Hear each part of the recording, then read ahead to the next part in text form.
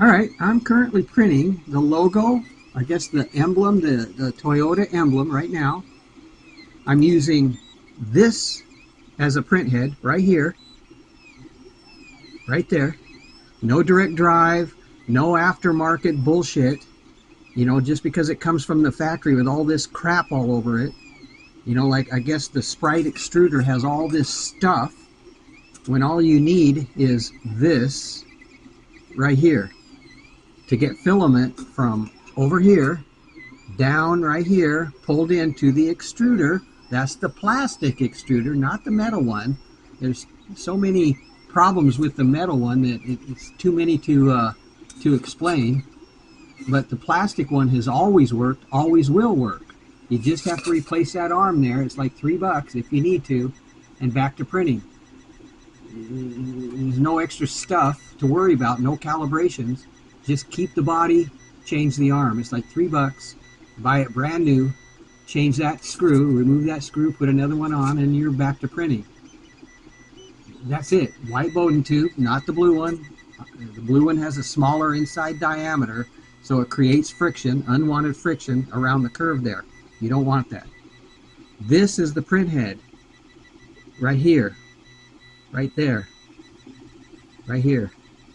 This is all that's required. This is all that's needed to 3D print onto the bed. So you have filament going down through the extruder because, or through the Bowden tube, because it's a moving head. That's what the Bowden tube does. It delivers filament from way over here down the tube, down and through the tube and into the print head, the hot end. There's no warping, no curling, no messy ass glue stick. Okay, there's no supports or anything like that. This is how it prints every day, all the time. It's a non-heated bed. 0 is the set point. No need to heat it. Nozzle's 215.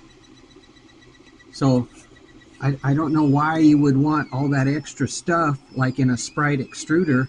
Why all that stuff is there when basically it receives the filament right here down through the hot end that heats it to the proper temperature and onto the bed.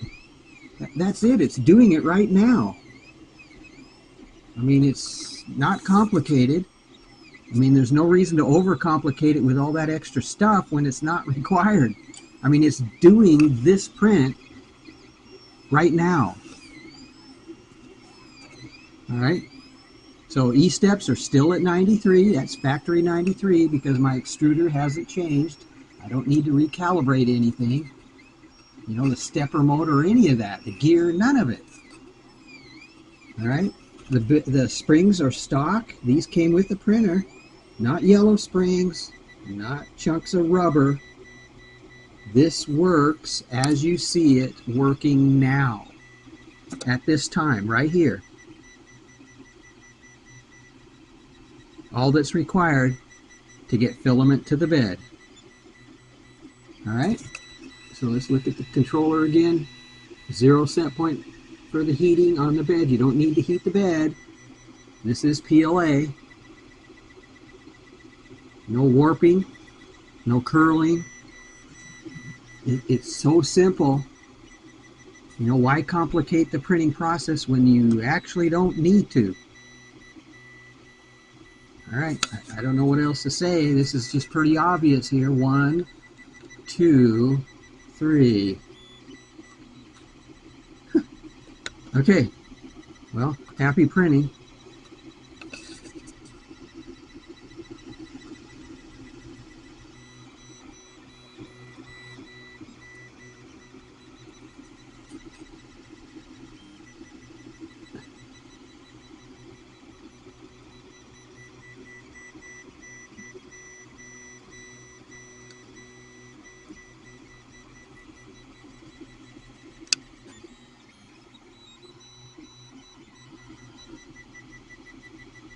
Right?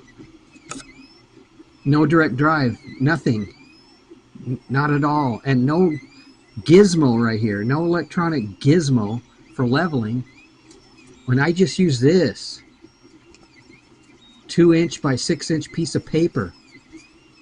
That's how I tram the bed. That's it. That's all. That's all that's needed.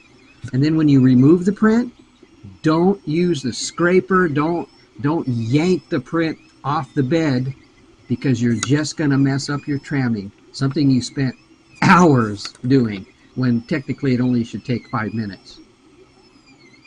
All right, so just be aware of that.